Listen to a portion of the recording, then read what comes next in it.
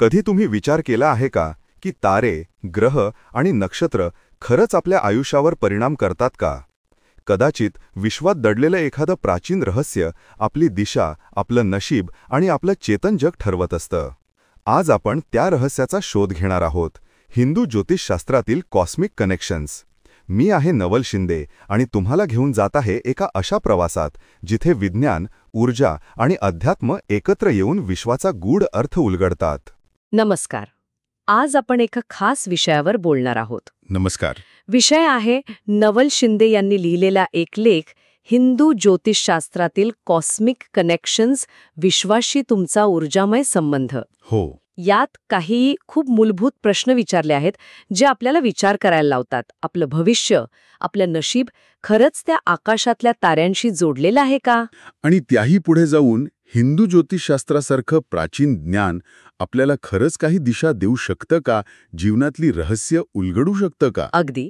तर या लेखाचा उद्देश काय दिसतोय की हिंदू ज्योतिषशास्त्रानुसार त्या वैश्विक म्हणजे कॉस्मिक ऊर्जा आणि आपलं अस्तित्व यांच्यात काय संबंध आहे हे शोधणं. बरोबर. चला बघूया काय काय म्हटलंय लेखात. तर लेखाचं एक वैशिष्ट्य आहे नाही का, की ते ज्योतिषशास्त्राकडे फक्त भविष्य वगैरे सांगणारं साधन म्हणून बघत नाही. अजिबात नाही. तो दृष्टिकोन खूप मर्यादित झाला. हा लेख एक जास्त मोठा, व्यापक कॅनव्हास म्हणतो. व्यापक म्हणजे कसं? म्हणजे असं की ग्रह, नक्षत्र आणि बाकीच्या ज्या अवकाशातल्या ऊर्जा आहेत त्यांचा आपल्यावर कसा परिणाम होतो, आणि फक्त घटनांवर नाही हा, अच्छा. तर आपल्या अस्तित्वाच्या प्रत्येक पैलूवर, आपलं मन, आपल्या जाणीवा, अगदी सगळ्यावर. आणि लेखात स्पष्ट म्हटलंय की हे काही हवेतले तर्क नाहीत, तर याचं मूळ आहे प्राचीन वैदिक तत्वज्ञान. त्याच्या निरीक्षणांवर हे आधारलेलं आहे. लेखात एक कल्पना खूपच काय म्हणतात त्याला, इंटरेस्टिंग आहे. कोणती? की जर आपल्याला त्या अदृश्य शक्तींची, त्या ऊर्जांची जाणीव झाली जी आपल्यावर सतत परिणाम करत आहेत, तर काय होईल? लेखाचा दावा मोठा आहे की ह्या समजातून, या जाणीवेतून आपल्याला आपल्या जीवनाचा अर्थ सापडू शकतो. त्याचा उद्देश काय आहे, आपल्यातली आत्मशक्ती काय आहे हे कळू शकतं. हो, हे महत्वाचं आहे. आणि एक छान उदाहरण दिलंय त्यांनी. ग्रह, नक्षत्र, ऊर्जा मिळून जणू काही एक दैवी नृत्य चालू आहे, आणि ते नृत्य आपल्या प्रत्येक निर्णयात, प्रत्येक अनुभवात कुठेतरी जाणवतं. दैवी नृत्य ही कल्पनाच किती सुंदर आहे. आहे ना? पण याचा नेमका अर्थ काय घ्यायचा? म्हणजे असं बघा, हे विश्व कसं एका मोठ्या सुसंगत पद्धतीने चालतं. एक लय आहे त्यात. हो. जसं नृत्यात प्रत्येक हालचालीला अर्थ असतो, वेळ असते, तसंच या ब्रह्मांडात ग्रह ताऱ्यांच्या हालचाली, त्यांच्या ऊर्जा, हे सगळे एका मोठ्या योजनेचा भाग आहे. अच्छा. आणि लेख म्हणतो की आपलं जीवन या मोठ्या नृत्यापासून वेगळं नाहीये, आपण त्याचाच एक भाग आहोत. म्हणजे आपले अनुभव, आपले निर्णय हे त्या वैश्विक लयीशी जोडलेले आहेत. अगदी. हे समजून घेणं म्हणजे काय, तर फक्त नशिबाला दोष न देता किंवा फक्त मीच करतो असं न म्हणता स्वतःला त्या मोठ्या प्रवाहाचा एक भाग म्हणून बघणं. म्हणजे आपण एकटे नाही आहोत, तर एका मोठ्या कनेक्शनचा भाग आहोत, असं काहीसं. बरोबर. पण मग आता बघा, ज्योतिष म्हटलं की लोकांना काय आठवतं? माझी रास काय सांगतेय, किंवा पुढच्या आठवड्यात काय होणार. हो, रोजचं भविष्य. तर हा लेख याच्या पलीकडे कसा जातो, ही जी सामान्य समजूत आहे लोकांची. अगदी नेमका मुद्दा मांडलात. सामान्यपणे ज्योतिष म्हणजे भविष्यकथन, हेच समीकरण आहे लोकांच्या डोक्यात. हो ना? पण हा लेख काय सांगतोय की हिंदू ज्योतिषशास्त्र हे त्यापेक्षा खूप खोल आहे, खूप विस्तृत आहे. अच्छा. लेखाच्या म्हणण्यानुसार ते फक्त भविष्य सांगायचं तंत्र नाहीये, ते एक प्रकारचं वैज्ञानिक आणि ऊर्जात्मक तंत्रज्ञान आहे. वैज्ञानिक आणि ऊर्जात्मक तंत्रज्ञान, हे शब्द थोडे जड वाटतात. म्हणजे वैज्ञानिक म्हणजे आजच्या लॅबमधल्या विज्ञानासारखं नाही घ्यायचं इथे. मग कसं? तर पद्धतशीर अभ्यास, निरीक्षणं, कार्यकारणभाव शोधणं आणि त्यातून मिळालेल्या ज्ञानाची एक सिस्टमॅटिक मांडणी करणं, जसं पूर्वी ऋषीमुनी करायचे. ओके. आणि ऊर्जात्मक म्हणजे काय, तर त्याचा फोकस भौतिक गोष्टींपेक्षा जास्त ऊर्जा, व्हायब्रेशन्स आणि त्याचा सजीवांवर, विशेषतः माणसाच्या चेतनेवर होणारा सूक्ष्म परिणाम यावर आहे. म्हणजे ग्रह आणि नक्षत्र हे फक्त दगडधोंडे नाहीत म्हणायचे? नाही. लेखानुसार ते विशिष्ट ऊर्जेचे स्रोत आहेत, कदाचित एका प्रकारच्या चेतनेचे सुद्धा. बापरे, हे तर खूपच वेगळं आहे ऐकायला. म्हणजे ग्रह ते फक्त आकाशातले गोळे नाहीत? नाहीत. लेखात त्यानं काय म्हटलंय? आपल्या आत्मकथेतले सक्रिय पात्र. बरोबर, सक्रिय पात्र. ही उपमाच खूप काही सांगते नाही का? पात्र म्हणजे ते फक्त बॅकग्राऊंडला नाहीत, नाही. ते कथेवर प्रभाव टाकतात. म्हणजे असं म्हणायचंय का की हे ग्रह आपल्या कर्मांवर, विचारांवर आणि भावनांवर पण परिणाम करतात? हो, थेट परिणाम. जणू काही ते आपल्या जीवनाच्या स्क्रिप्टचे सहलेखक आहेत. सहलेखक म्हणजे त्यांचंही मत चालतं? अगदी तसंच. ही सक्रिय पात्र संकल्पना खूप महत्वाची आहे. याचा अर्थ काय होतो की आपलं आयुष्य हे फक्त आपल्या इच्छा आणि प्रयत्नांनी घडत नाही. अच्छा. त्यावर या वैश्विक शक्तींचा म्हणजे ग्रहांच्या रूपाने प्रकट होणाऱ्या ऊर्जांचा पण प्रभाव असतो. हां. लेख सांगतो की प्रत्येक ग्रहाची स्वतःची अशी एनर्जी आहे, एक स्वभाव आहे. शनी म्हणजे चिकाटी, शिस्त, गुरु म्हणजे ज्ञान, विस्तार. बरोबर. आणि आपल्या जन्माच्या वेळी त्यांची जी स्थिती असते आकाशात म्हणजे आपली कुंडली, ती म्हणजे काय तर या पात्रांची आपल्या आयुष्यातली सुरुवातीची भूमिका काय असेल हे ठरतं. अच्छा. आणि नंतर नंतर सुद्धा त्यांचं जे भ्रमण चालतं आकाशात, गोचर ज्याला म्हणतात, त्यामुळे ही पात्र आपल्या आयुष्यात वेगवेगळ्या वेळी वेगवेगळ्या प्रकारे एंट्री घेतात, प्रभाव टाकतात. म्हणजे ते फक्त प्रभाव नाही टाकत, तर कदाचित आपल्या कृतींना प्रतिसाद पण देत असतील. हो, असा एक अर्थ नक्कीच निघतो. म्हणजे हा एक संवाद आहे, एक इंटरॅक्शन आहे. हे नेहमीच्या ग्रहदशा वाईट आहे म्हणून असं होते या कल्पनेपेक्षा खूप वेगळं आहे. आहेच. मग यात आपलं स्वातंत्र्य कुठे गेलं? आपली इच्छाशक्ती. जर ग्रह पात्र आहेत आणि प्रभाव टाकत आहेत, तर आपण फक्त बाहुले आहोत का त्यांच्या हातातले? नाही. हा खूप महत्वाचा प्रश्न आहे. लेख थेट यावर गुणत नसला तरी त्याच्या एकूण मांडणीतून एक बॅलन्स दिसतो. दैवी नृत्य म्हणजे सगळं आधीच ठरलेलं नाटक नाही. अच्छा. आणि सक्रिय पात्र म्हणजे ते आपल्याला कंट्रोल करतात असंही नाही. लेखाचा सूर काय आहे की ग्रह एक प्रकारची चौकट तयार करतात, एक सिच्युएशन, एक प्रभाव क्षेत्र निर्माण करतात. जणू काही ते आपल्याला पत्ते देतात. अगदी. पत्त्यांचं उदाहरण बरोबर आहे. ते आपल्याला विशिष्ट कार्ड देतात, पण ते कार्ड कसं खेळायचं, त्या परिस्थितीत काय करायचं, हे निर्णय बऱ्याच अंशी आपल्या हातात असते. यालाच कर्मस्वातंत्र्य म्हणायचं का? हो. त्यामुळे हा पूर्णपणे नियतिवाद नाहीये.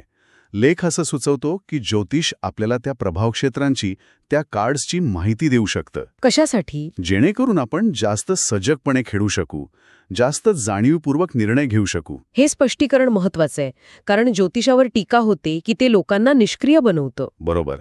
प्रयत्नांपासून दूर नेता म्हणतात. पण तुमच्या म्हणण्यानुसार निखाचा दृष्टिकोन उलट आहे. हे ज्ञान आपल्याला जास्त सजग बनवतं. अगदी. परिस्थिती समजून घेऊन योग्य प्रतिसाद देण्यासाठी. आणि ते जे वर्णन आहे, वैज्ञानिक आणि ऊर्जात्मक तंत्रज्ञान, ते यात सजगतेशी जोडलेलं आहे का?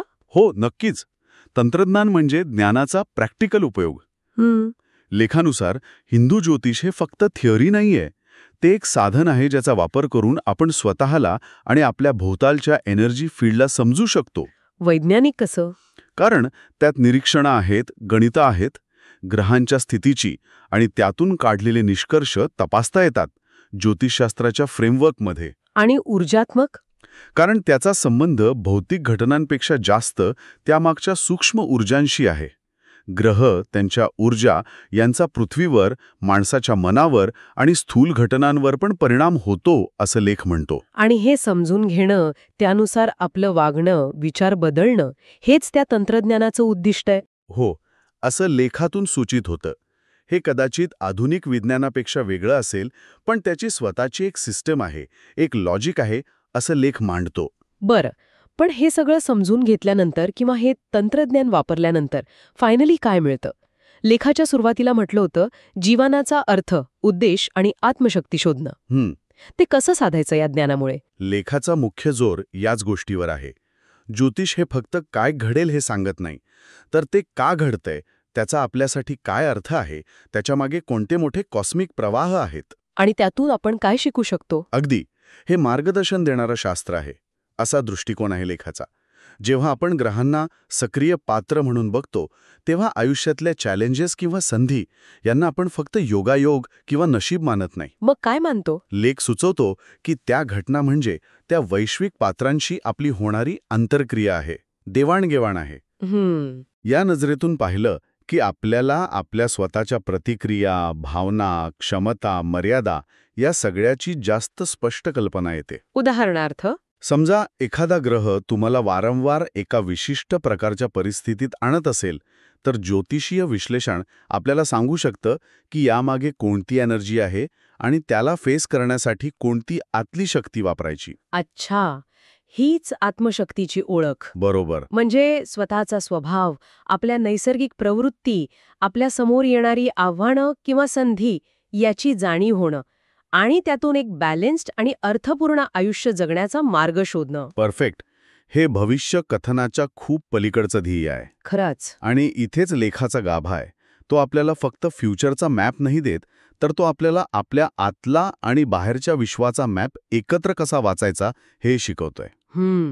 जेव्हा आपल्याला कळतं की आपण एका मोठ्या एनर्जी सिस्टीमचा भाग आहोत आणि आपल्या आतल्या आणि बाहेरच्या एनर्जीमध्ये सतत एक्सचेंज चालू आहे, तेव्हा जगण्याला एक वेगळाच अर्थ येतो. म्हणजे तो मीपणा कमी होतो. हो. लेखानुसार ही जाणीव आपल्याला त्या छोट्या मीपणातून बाहेर काढून एका विशाल अस्तित्वाशी जोडते आणि या जोडलेपणातूनच खरा अर्थ आणि उद्देश सापडतो. म्हणजे हे ज्ञान फक्त बाहेरच्या घटनांना सामोरं जायला नाही, तर आपल्या आतल्या विकासासाठी पण उपयोगी आहे. नक्कीच.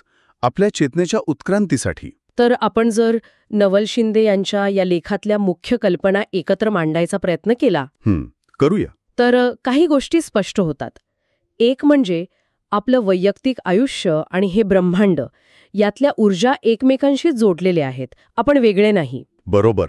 एका मोठ्या जाळ्याचा भाग आहोत. दुसरं, हिंदू ज्योतिष हे फक्त भविष्य सांगायचं साधन नाही, ते या वैश्विक संबंधांना समजून घेणारे एक सखोल वैज्ञानिक आणि ऊर्जात्मक शास्त्र आहे. किंवा तंत्रज्ञान म्हणू शकतो. हो.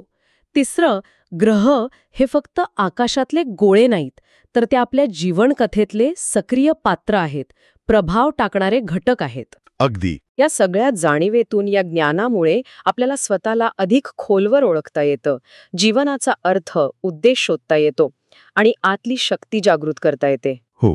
हे फक्त काय घडणार आहे यावर नाही, तर का घडतंय आणि त्यातून आपण काय बनू शकतो यावर फोकस करतं. अगदी बरोबर. सारांश आहे हा. थोडक्यात काय, तर हा लेख ज्योतिषाकडे कसं बघतो, तर व्यक्ती आणि ब्रह्मांड यांच्यातला तो एक संवाद उलगडून दाखवणारा माध्यम म्हणून. हे ज्ञान म्हणजे फक्त इन्फॉर्मेशन नाही, हा एक प्रवास आहे स्वतःला शोधण्याचा, स्वतःला आणि विश्वाला जोडणारे ते धागे अनुभवण्याचा. बरोबर. आणि हे पुन्हा सांगणं महत्त्वाचं आहे की आपण आज जी काही चर्चा केली ती पूर्णपणे नवल शिंदे यांनी त्यांच्या लेखात मांडलेल्या विचारांवर आधारित होती. यात आमची वैयक्तिक मतं आम्ही जोडलेली नाहीत. हो, हे स्पष्ट करणं गरजेचं आहे. आणि आता जाता जाता ऐकणाऱ्यांसाठी एक विचार. काय? जर ग्रह आणि तारे आपल्या जीवनकथेत खराच सक्रिय पात्र असतील जसं या लेखात म्हटलंय, तर त्या दृष्टिकोनातून आपण आपल्या आयुष्यातल्या महत्त्वाच्या घटनांकडे, अनुभवांकडे, अगदी आपल्या स्वभावाकडे पुन्हा पाहिलं तर आपल्याला त्यात काही नवीन अर्थ सापडेल का? काही वेगळी शिकवण किंवा आपल्या पुढच्या कृतींसाठी काही वेगळी प्रेरणा मिळू शकेल का? खरंच विचार करण्यासारखा मुद्दा आहे. विश्व म्हणजे फक्त तारकांचा अथांग विस्तार नाही, तर ते आपल्या अंतर्मनाशी जोडलेलं एक जिवंत ऊर्जामय जाळं आहे. ग्रह, नक्षत्र आणि चेतना या तिन्हींच्या संवादातूनच आपल्या आत्म्याचा प्रवास आकार घेतो. जर हा प्रवास तुम्हाला भावला असेल तर नवल शिंदे या चॅनलला लाईक, सबस्क्राईब आणि शेअर करा. तुमचे अनुभव आणि विचार कॉमेंटमध्ये जरूर लिहा. पुढच्या भागात भेटूया आणखी एका दिव्य आणि ऊर्जा संपन्न विषयासह. तोपर्यंत स्वतःमध्ये दडलेलं विश्व ओळखा आणि प्रकाशाकडे प्रवास सुरू ठेवा.